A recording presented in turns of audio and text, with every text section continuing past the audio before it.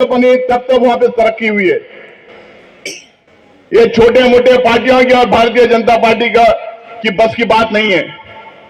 उनको पता है उनके पॉलिसीज और उनके प्रोग्राम्स और उनके काम के दम पे वो सत्ता में नहीं आ सकते, इसीलिए वोट चोरी करने का काम कर रहे हैं।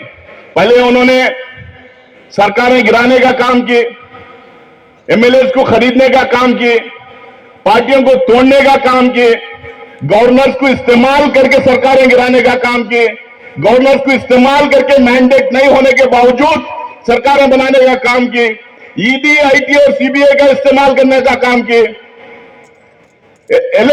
इलेक्टोरल बॉन्ड्स में डरा धमका के पैसे डलवाने का काम किए। लेकिन जब सब जगह एक्सपोज हो गए तो इलेक्शन कमीशन का इस्तेमाल करने का काम कर रहे हैं। महाराष्ट्र में 75 लाख वोटर्स को ऐड किया जाता है। पार्लियामेंट इलेक्शन और असेंबली इलेक्शन के बीच में 75 लाख वोटर्स को ऐड किया जाता है और चुनाव जीतने का काम करते हैं। जब वहां पे एक्सपोज हो गए, बिहार में 65 लाख वोटर्स को डिलीट करने का काम इन्होंने किया है। और वो 65 लाख वोटर्स कौन है? जो अपोजिशन पार्टीज का वोट बैंक था, वही वोटर्स वो हैं।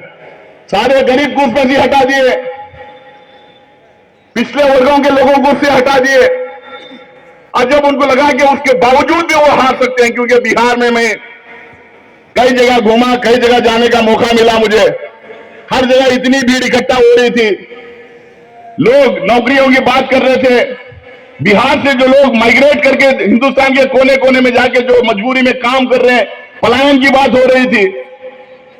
नीतीश कुमार जी की सरकार को, भाजपा और नीतीश कुमार जी की सरकार को हटाने की बात हो रही थी, लेकिन इनको लगा कि सिर्फ वोट चोरी से काम नहीं होगा, तो इन्होंने वोट खरीदी करना शुरू किए। पहली बार मुझे लगता है कि आजाद हिंदुस्तान में, हमारी पार्लियामेंट डेमोक्रेसी की हिस्ट्री में ऐसा हुआ कि डायरेक्ट वोटर्स को ब्राइब करने का इन्होंने काम किया। 10,000 वोट, 10,000 रुपए एक एक महिलाओं के अकाउंट में डाला गया इलेक्शन के पहले। कोई पॉलिसी नहीं, कोई प्रोग्राम नहीं, कोई स्कीम नहीं, सिर्फ और सिर्फ इलेक्शन के लिए हर महिला के अकाउंट में 10-10 हजार रुपए डाले गए। इसके स्कीम का नाम क्या है किसी को पता नहीं है, पॉलिसी का नाम क्या है किसी को पता नहीं, कितने महीनों के लिए देंगे, कितने साल देंगे उसका कोई पता नहीं। क्योंकि इलेक्शन आया, वोट लेना था, उनको वोट खरीदना था, 10-10 हजार रुपए उन्होंने डाल के वोट खरीदने का काम किया। लेकिन उसके बावजूद मैं ये कहना चाहता हूं, अगर हम लोगों को इस तरीके की ताकतों के खिलाफ लड़ना है, अगर हम लोगों को सत्ता में आना है, अगर हमारे लोगों को सत्ता में हिस्सेदार बनाना है, अगर हमारी पॉलिसीज, हमारे प्रोग्राम्स को इंप्लीमेंट करना है, हमारी आइडियोलॉजी को इंप्लीमेंट करना है, तो हमें संगठन मजबूत करना पड़ेगा। हमको खुला दिल रखना पड़ेगा, सबको साथ में लेना पड़ेगा, सबको मंच में बिठाना पड़ेगा, सबको इज्जत देना पड़ेगा। और जो भी आए, जिधर से भी आए, कांग्रेस पार्टी की आइडियोलॉजी को मान के आने के लिए रेडी है।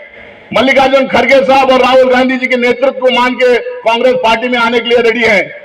क्योंकि ये नासिर हुसैन की कांग्रेस नहीं, गर्रा साहब की कांग्रेस नहीं, मीर साहब की कांग्रेस नहीं, बल्ला साहब की कांग्रेस नहीं, किसी की कांग्रेस नहीं। ये कांग्रेस राहुल गांधी जी की, मल्लिकार्जुन खड़गे जी की, सोनिया गांधी जी की कांग्रेस है। हमें वो कांग्रेस खड़ा करना है। उसके लिए हम लोगों को नया खून लाना पड़ेगा, नए लोग को लाना पड़ेगा, नए सोच वालों को लाना पड़ेगा, मेहनत करने वालों को लाना पड़ेगा। और उसी को बाद में फायदा होता है, उसी को बाद में इज्जत मिलती है संगठन में, जो काम करके, मेहनत करके, अपने टैलेंट को डेमोन्स्ट्रेट करके जो आगे बढ़ेगा।